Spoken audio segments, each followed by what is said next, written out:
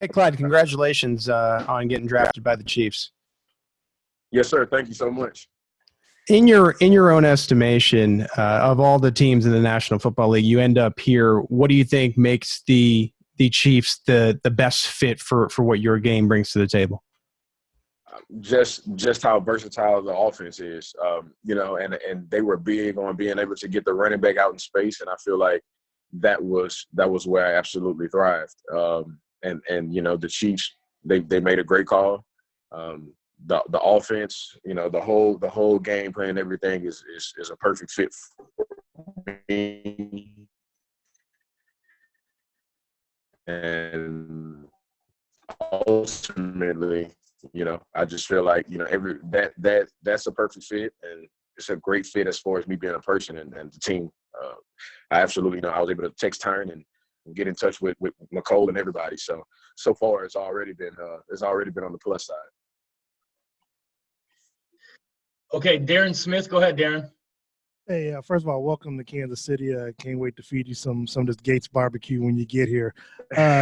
Big question for you. Obviously, you've come from a winning program, winning a national title. What's it mean to go from Joe Burrow now to Patrick Mahomes?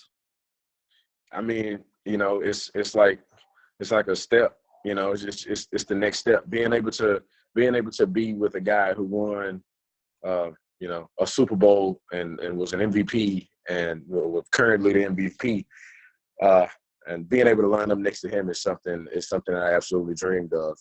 And ultimately hearing, the draft story and then him getting the final text and, just shoot me one name and then the only name he sent back was Clyde. It makes me feel wanted. It makes me feel like there's a plan, and we know once we execute that plan, we can be back-to-back Super Bowl champs. All right, we'll go to Matt McMullen. Matt, can you hear us? Yeah. Hey, congratulations, Clyde. Welcome to Kansas City.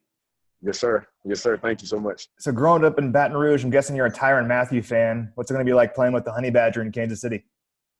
It's gonna be pretty epic. Being younger than him, I've always watched him, but never got the opportunity to play with him. So I'm excited for it. I can't wait. I know he's gonna show me some things that I've never seen, as far as coverage, and now I can only get better from working with as far as what I see as the GOAT. Herbie, go ahead. Hey, Clyde, welcome to Kansas City. Before you went to LSU, there was a story out there that Auburn once told you that you were not SEC caliber running back. Do you remember that? Yes, I think that was Bama. So we were actually going to Bama, but yeah, I remember that I was told that I wasn't SEC caliber. All right, let's go to Adam Teicher. Hey, Clyde, you broke up a little bit when you were talking earlier about why you feel like you're a fit in the Chiefs system. Can you sort of elaborate on that, why you feel like you're a good fit for what's going on offensively here? So watching the Kansas City offense last year, they were big on getting the back out in space.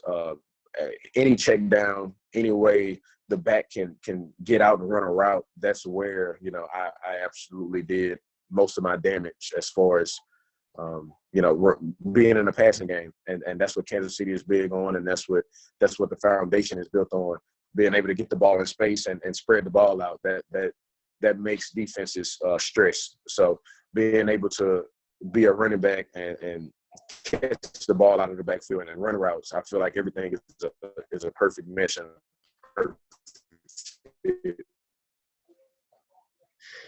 All right, guys, we got time for a couple more here. Let's go with Matt Derrick. Hey, Clyde, welcome to Kansas City. There's been quite a few LSU running backs that have come through Kansas City the last few years, and I think you're pretty close to Darrell Williams. What kind of influence has Darrell had on you, and what is it about LSU that makes it such a great place for running backs that want to go to the NFL? Growing up, I was coming in under Darrell in the LSU's running back room. So initially when I came in, Darrell kind of took me under his wing along with Darius Geis, but Darrell was the person that made me understand playbooks and everything more. I mean, I was I was a 17-year-old kid, just turned 17, and Daryl was trying to teach me all these things as far as a college offense. And ultimately I had to learn, 3 different offenses, but Daryl was always there, when I was learning the first time. So Daryl's a mentor for me. As soon as my name came across the screen, Daryl was the first person that the first number that came across my screen. So ultimately, I mean, he's a big brother to me, and being a running back at LSU just means more than just saying it. We walk in with a legacy in the room, and then you leave with a greater legacy. And that's just the nature of it. Everybody comes in and compete, and that's the same way at Kansas City. So I can't wait to compete. All right, Nate Taylor, why don't you close us out? Hey, Clyde, congratulations again. I want to talk to you about being an option out of the backfield in terms of receiving. Just how did that develop over time? How much do you feel like that was a value not only just to LSU, but obviously to this draft process and convincing the Chiefs that you were both capable as a runner and a receiver? I think it started early on, me being a receiving back in high school. I was on the same team as various guys in high school, and I couldn't, him being on the field his junior and senior year was a must in high school. So I had to find a way to get on the field. They wanted me to get on the field, and I started playing slot and wide receiver, and kind of hop back and forth from slot, to the backfield, and then 2 back sets. So ultimately, it was just kind of something that was just part of my DNA. I was always able to catch. I was always able to run routes, and LSU took complete advantage of it. With my last year, being able to get me out in space and let me run routes, because that's always that was the thing that I did. That's how I ended up at LSU.